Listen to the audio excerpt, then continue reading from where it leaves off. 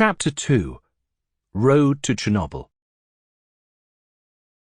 On the evening of March 6, 1986, as the invigorated Mikhail Gorbachev hosted a reception in the Kremlin Palace for the foreign guests of the Congress, most of them representatives of communist parties who had come to Moscow at Soviet expense, the Soviet delegates were leaving Moscow on planes, trains and cars. Viktor Brukhanov and his fellow members of the Kiev delegation boarded a night train to Ukraine's capital. The next morning they were in Kiev, where they were greeted by local party officials. There were hugs, handshakes and flowers for the women in the delegation. The next day, Saturday, March the 8th, was International Women's Day, widely celebrated in the Soviet Union. A news photo taken at the main Kiev railway station on the morning of March the 7th featured Brukhanov in his fur hat and sheepskin coat, surrounded by fellow delegates, one of them a woman holding a bouquet of carnations. Brukhanov would have to get flowers for his wife Valentina, but the drive home would take more than 2 hours. The distance between Kiev and Pripyat was 150 kilometers. The driver of Brukhanov's company car came to meet him at the railway station and took Moscow Avenue to Highway PO2. It led north of Kiev along the Dnieper Reservoir, which had been created by the hydroelectric power station built there in the 1960s, then turned northeast toward the town of Ivankiv, passing through birch groves and, closer to Chernobyl, entering a zone of pine forests.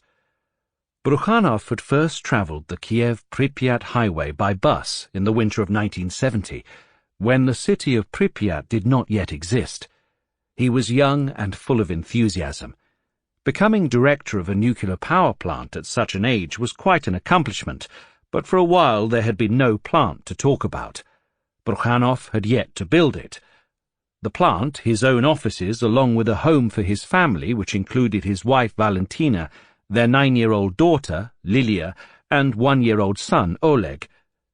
He rented a room in a run-down hotel in the small town of Chernobyl, in Russian, Chernobyl, which would give its name to the power station Brukhanov yet had to build. He spread out the papers on his bed and began working through draft construction plans and contracts for the first temporary buildings on the spot chosen for the new plant and the new city. Construction would begin in a year. Meanwhile, Brukhanov's young family stayed in Slovyansk, then a city of 125,000 in the Donbass region of eastern Ukraine, where he had worked previously. The city would become known in 2014 as the place where the Russo-Ukrainian armed conflict began, and the first people were killed. The fighting was so fierce there because Slovyansk was the local highway and railway hub, as well as a major industrial centre. That was why Brukhanov had ended up there in 1966. He had worked at a power plant that produced electrical energy by burning local coal. Brukhanov's first power plant was in Angren, not too far from Tashkent, the capital of Uzbekistan, where he had been born on December 1st, 1935. He was the oldest child in a large Russian working-class family that had come to the city from Saratov on the Volga. He did not remember much from the World War II years except that he was always hungry. At the age of 24, he graduated from the local Polytechnic Institute and began his career at nearby Angren. It was there that he met Valentina, who also worked at the plant. In addition, she took evening classes at the local college. He was captivated by her eyes. As he remembered later, he felt that he could drown in them. When Valentina first encountered Viktor's surname in a local magazine, he was already making headlines as a qualified and conscientious engineer. He had become head of his unit in just 1 year, and Valentina thought to herself, God forbid having such a name. Brukhanov was either derived from or was simply consonant with the Russian word for belly. She would soon forget her worries after meeting the bearer of the name, the young, slim, and energetic Viktor. He won her heart, showing his love by inundating her with flowers. Cars coming from the nearby Kurama Mountains brought wild tulips, and Viktor would bring home enough to cover entire windowsills. They got married in a year, and were very happy in Angren. The Brukhanovs' tulip paradise came to an end early on the morning of April the 26th, 1966, 20 years to the day before the Chernobyl catastrophe. On that Tuesday, a powerful earthquake destroyed most of downtown Tashkent, Brukhanov's hometown, located 112 kilometers from Angren. More than 230 administrative buildings and over 700 shops and cafeterias were either completely destroyed or rendered unusable. Miraculously, only 8 people died as a result of the earthquake, but many more were injured, and close to 300,000, almost 1/3 of the city's population, woke up without a roof above their heads. Among them were Brukhanov's parents, whose brick home was badly cracked and on the verge of collapsing. For Valentina Brukhanova, it was too much to take. What if another earthquake devastated Angren as it had Tashkent? What would happen to them and their young daughter? She wanted the family to move. Encouraged by his wife, Viktor began making inquiries at power plants in other parts of the Soviet Union. It turned out that they were looking for people just like him in Ukraine. The Brukhanovs packed their bags and went to Slovyansk, where Viktor soon rose through the ranks to become chief of the turbine division and then chief engineer of the plant. The Slovyansk plant was still growing when the Brukhanovs arrived in 1966.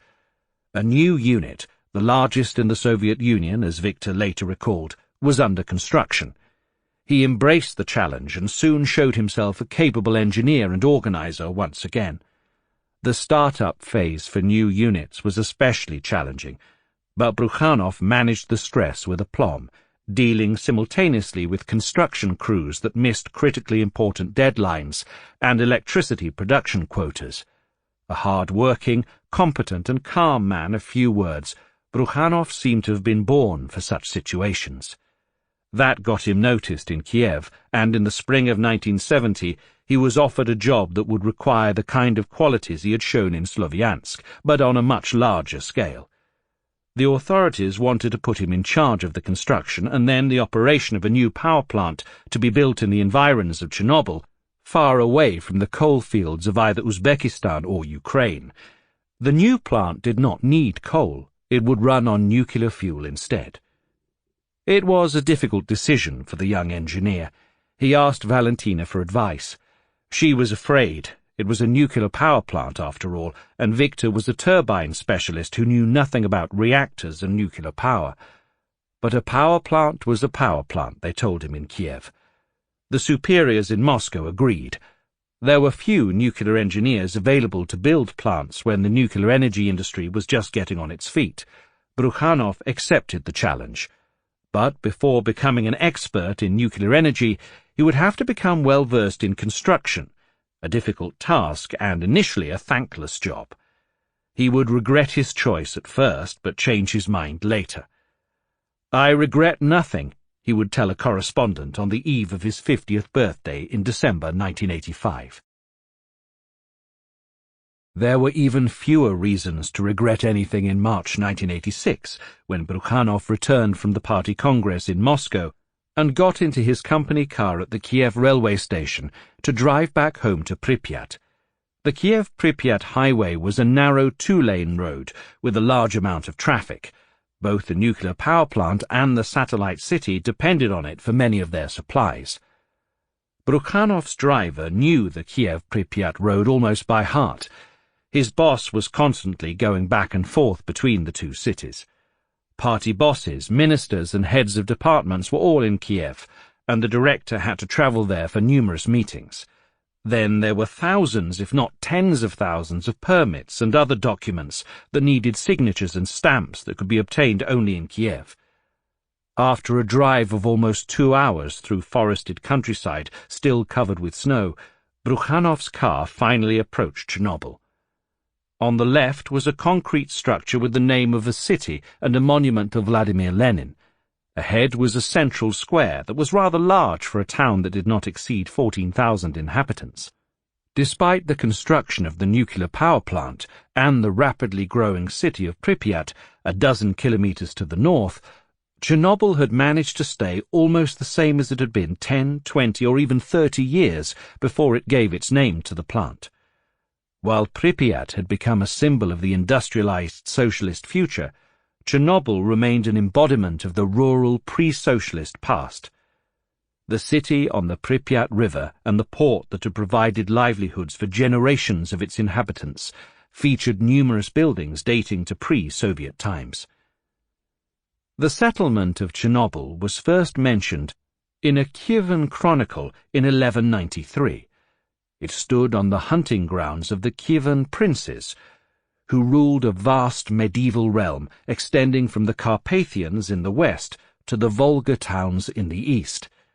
The chronicle never explained the origins of the town's name, but scholars would eventually point to an abundance of common wormwood, or Artemisia vulgaris, a shrub recognizable by the black or dark red color of its branches.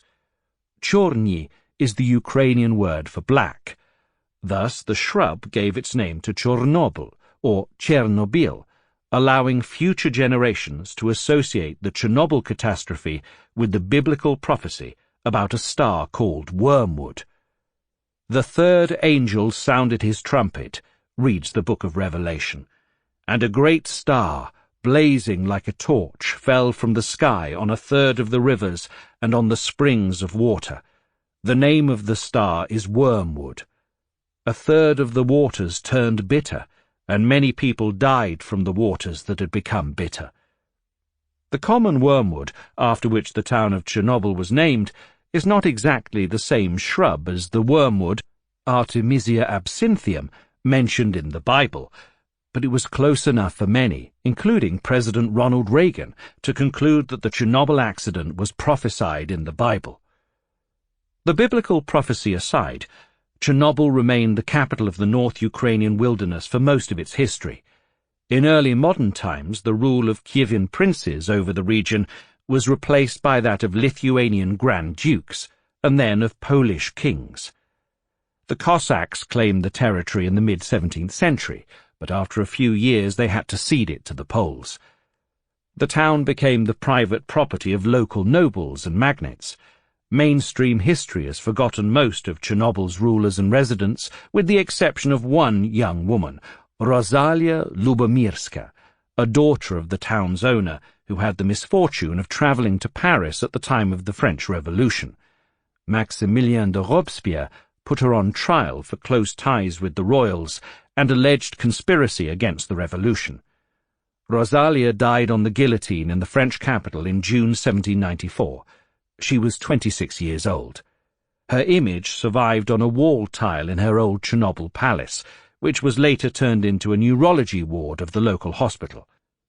Whereas the French Revolution killed Chernobyl's internationally best-known citizen, the Bolshevik Revolution of 1917 did away with much of the town's rank and file. Some 60% of the town's population of 10,000 were Orthodox Jews, first invited there in the late 17th century by its Polish owners. Before the revolution, Chernobyl acquired a reputation as one of the centers of Hasidism in Ukraine. The spiritual leaders of the Chernobyl Jews were rabbis of the Hasidic dynasty, established in the second half of the 18th century by Rabbi Menachem Nachum Tversky, a student of Baal Shem Tov, the founder of Hasidism, who was himself one of the pioneers of the movement. Rabbi Tversky's book, Meor Einayim, Light of One's Eyes, became a classic Hasidic text, and his sons and grandsons became rabbis in numerous towns of Ukraine. The Chernobyl rabbis were famous for collecting money for charitable causes. In the early 20th century, there were a number of Jewish prayer houses, a school for Jewish girls, and an asylum in Chernobyl. The Jews of Chernobyl suffered disproportionately at the time of the revolution and the civil war that followed it, not only from passing military units, but also from marauding gangs, the members of which were often recruited by local warlords from the area's Ukrainian and Belarusian villages. Quite a few local Jewish youths had sided with the Bolsheviks, the political and military force that turned out to be the most friendly toward the poor Jewish masses, and offered them the shortest path to emancipation. One of the leaders of the revolutionary transformation, Stalin's right-hand man, Lazar Kaganovich, came from the Chernobyl region. In the mid-1920s, Kaganovich became the communist boss of Ukraine and presided over the policy of Korenizatsiya, or indigenization, which put a temporary halt to the cultural Russification of the local population and promoted the development of Ukrainian and Jewish culture. As Stalin's policies changed, however, so did the role that Kaganovich played in Ukraine. In the early 1930s, he became one of the main architects of the Holodomor, the great Ukrainian famine that took the lives of close to 4 million survivors of the revolution and the civil war, and of the children that had been born to them in the years that followed. Some 1 million people died in the Kiev region alone. In Kaganovich's native district of Khabne, the death toll was 168 individuals per 1,000. The area was more than decimated. Tens of thousands did not survive the famine and lived to see the renaming of Khabne to Kaganovichi I and the village of Kabani, where the party boss was born in 1893, to Kaganovichi II in 1934, probably in recognition of the native son's loyalty not to his homeland, but to his boss in the Kremlin. Then came the horrors of World War II. The Germans entered Chernobyl on August the 25th, 1941. Less than 3 months later, on November the 19th, the occupation authorities ordered the approximately 400 Jews still remaining in the town to gather near the synagogue. They were then marched to the premises of a Jewish collective farm called New World. There they were gunned down by automatic fire in the anti-tank ravine that some of them had helped dig, as part of a futile effort by the Red Army commanders to stop the invaders. That was almost the end of the Jewish community of Chernobyl. By the time Brukhanov rented a hotel room there in the winter of 1970, there were only 150 Jewish families in the town where Jews had once been the majority. One of their synagogues had been turned into the headquarters of the local military commissariat. The Chernobyl Jews who survived the Holocaust found refuge with partisan units in the surrounding forests. The communist-organized guerrilla groups, which enlisted local Ukrainian and Belarusian peasants, were active in the region from the fall of 1941. But the low-intensity war between the communist-backed partisans and the German-organized police, including local cadres, turned into a bloody vendetta. The executions of partisans and, once the tide of the war turned, of policemen took place in public, further brutalizing the local population. The settling of accounts among the relatives of those involved in the conflict would continue long after the end of the war. The Red Army captured Chernobyl and its environs from the Germans in the fall of 1943. It was a long and bloody battle. At stake was Chernobyl's port on the Pripyat River, the hub of the city's economic activity, as well as the bridges over the river and the nearby railway station. The Red Army suffered enormous casualties. It lost 10 of its bravest, soldiers and officers decorated with the country's highest award, Hero of the Soviet Union. For the locals, the long-awaited liberation from the Nazis brought more death and hardship. With the Red Army in control of the region, the local male population was immediately called up and enlisted in the army. Many of those who survived the occupation were thrown into battle without arms, training, or even uniforms, dying on the outskirts of their villages and towns. As Brukhanov's car passed the Chernobyl city limits, he recognized a familiar silhouette on the right side of the road. It was the statue of a Soviet soldier memorializing natives of the village of Kupachi who had died in the war, and Red Army soldiers who had died in battle for the village in 1943. The first list was significantly longer than the second. In Chernobyl, the soldiers who had died in the 6-week battle for the town were buried in a place that later became known as the Park of Glory. Its alley of heroes led up to an obelisk with an eternal flame at its base. To the warrior liberators from the working masses of the Chernobyl district, May 1977, reads the inscription on one of the monuments in the park. Next to the inscriptions are plaques with names of Red Army generals and the units they led in the battle for the town. Over the years, Brukhanov had attended quite a few commemoration ceremonies at the Chernobyl Park of Glory on May the 9th, Soviet Victory Day. The cult of heroes of the Great Patriotic War, as the Soviet-German conflict of 1941 to 1945 became known in Soviet parlance, commemorated only those who had died wearing the Red Army uniform. The rest were largely forgotten. There would be no monuments to victims of the Holocaust or of the Holodomor. Both atrocities went unacknowledged. A few minutes after the director's car passed the monument to the war heroes, Brukhanov could already see the huge white tube of the Chernobyl plant's cooling tower on the horizon. There, according to the official Soviet narrative, the shadows of the past were lifting. The miracle of technological progress was about to deliver a bright future.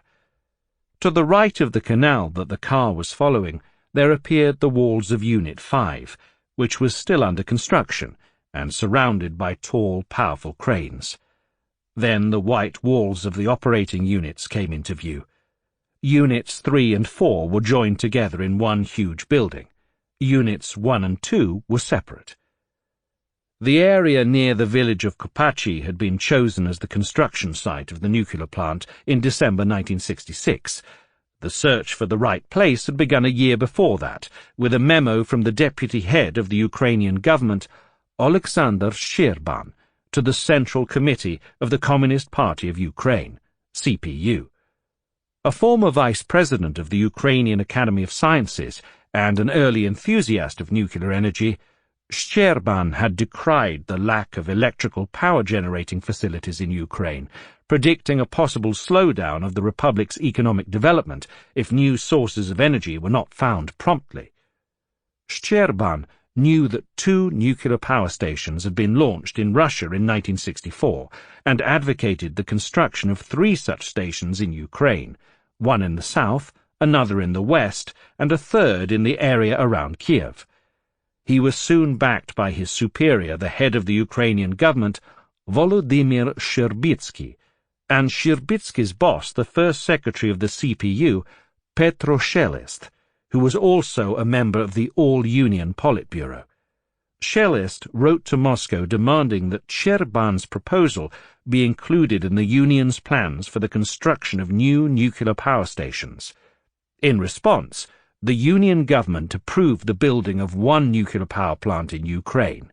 Kiev was not unduly disappointed by the reduction in the number of plants.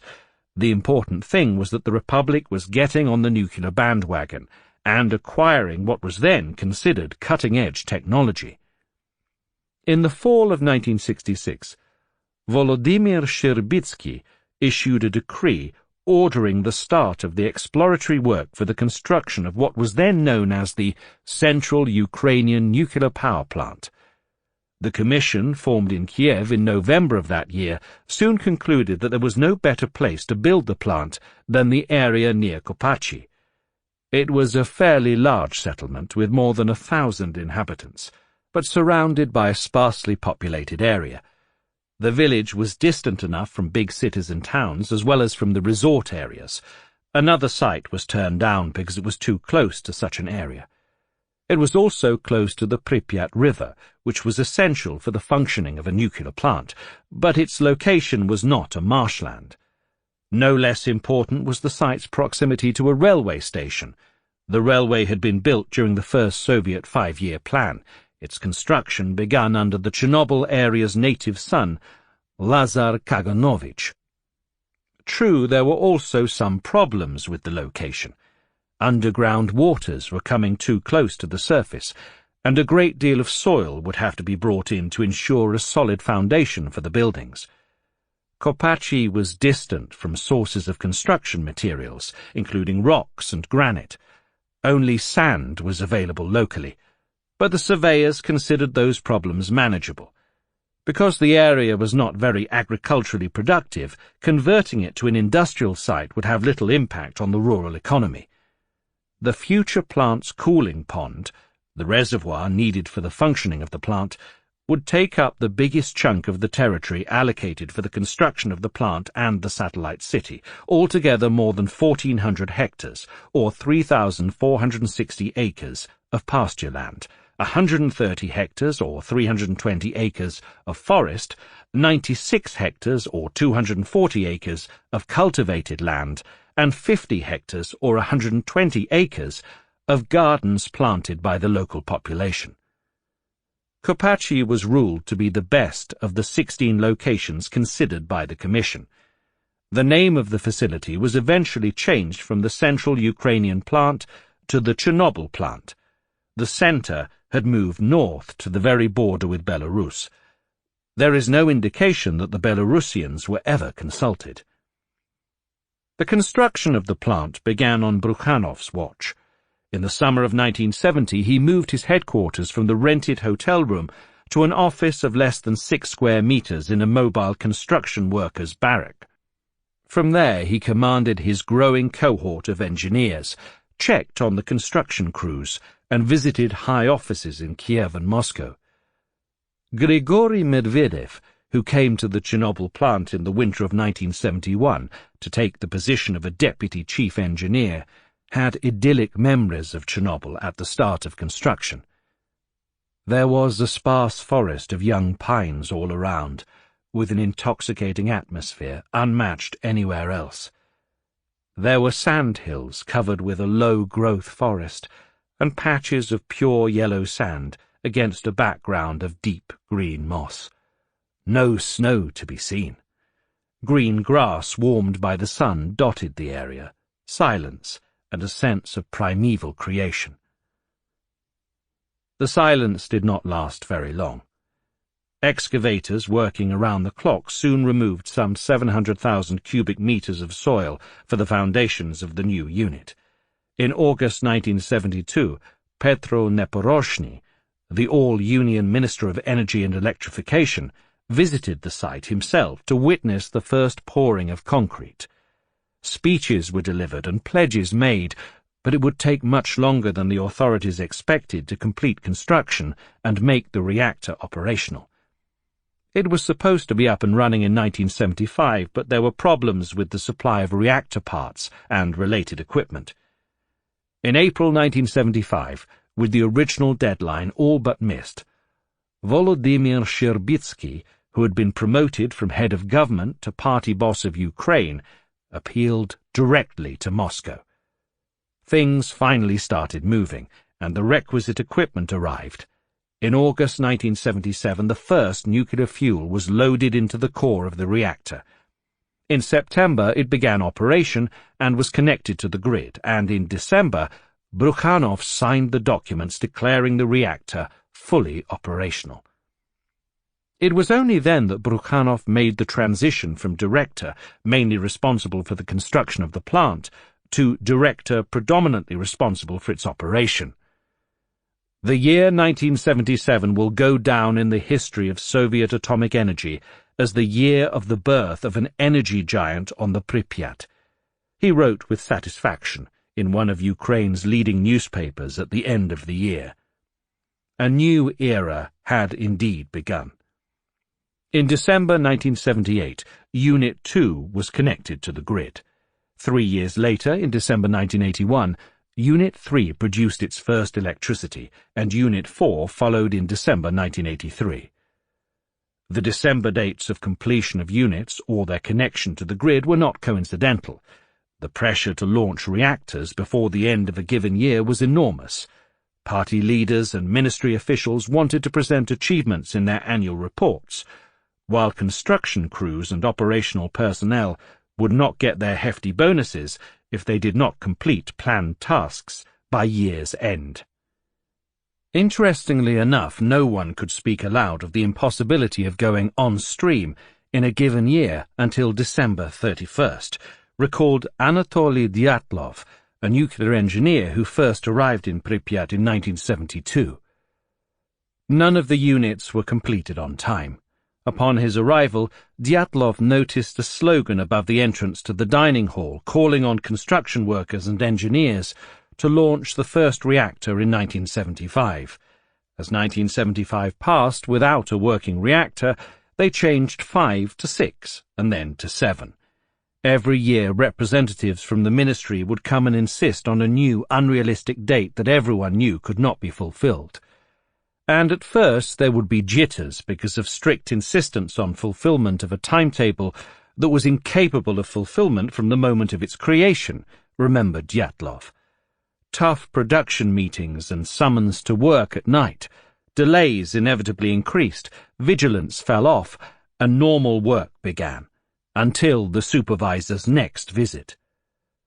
Brukhanov vividly remembered the launch of every successive unit. He was often critical of the construction crews.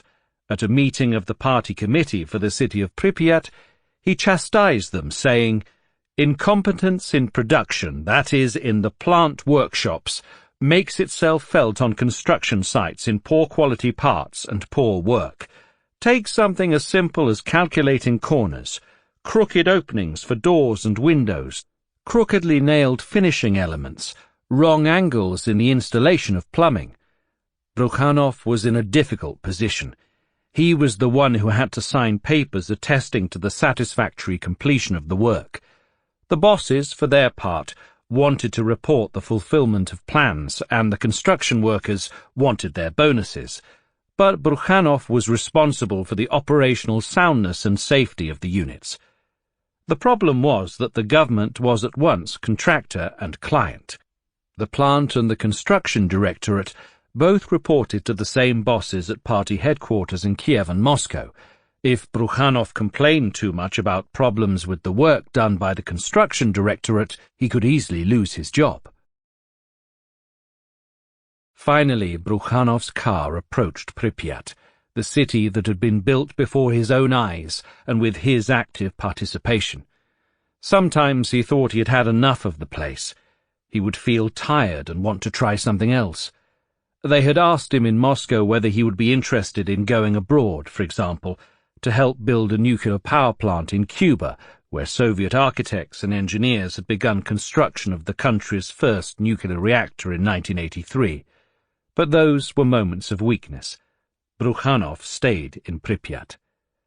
The city was only 3.5 kilometers north of the power plant. The road from the station turned into Pripyat's main street, the broad Lenin Boulevard, with trees and flowers planted in the median between the wide lanes leading to the town's main square. Located there were the administrative building, housing party headquarters, and the city hall, the Palace of Culture called the Energy Worker, and the hotel named Polisia, meaning forested area, a reference to the huge ecological region covering most of northern Ukraine from the Dnieper in the east to the Polish border in the west.